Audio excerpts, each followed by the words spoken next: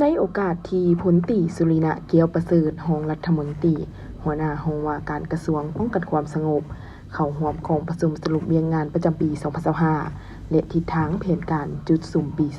2026 ของกองบัญชาการป้องกันศูนย์กลางกระทรวงป้องกันความสงบในวันที่ 24 กุมภาพันธ์ 2026 ฐานได้เน้นให้กำลังป้องกันศูนย์กลางต้องยกสูงความรับผิดชอบต่อหน้าที่การเมืองของตนให้สูงกว่าเก่าโดยเฉพาะแม่นการยกสูงสติระวังตัวกำเน้นถูกเเหลี่ยมกลอุบายเคลื่อนไหวของกลุ่มคนบ่ดี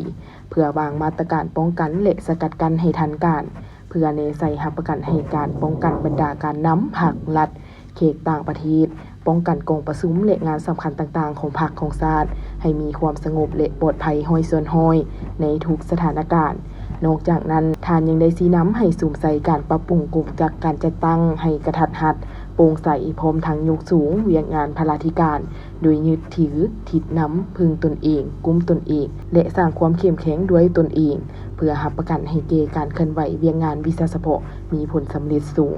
พร้อมนี้ท่านยังได้เรียกร้องให้คณะพรรคคณะบัญชาทุกคัน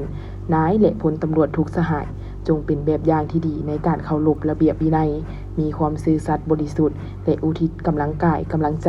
เข้าในการปฏิบัติหน้าที่อันมีเกียรติสง่าเพื่อเฮ็ดให้เวียงงานป้องกันศูนย์กลางมีการหันเปลี่ยนใหม่อย่างตั้งหน้าและหนักแน่นกว่าเก่า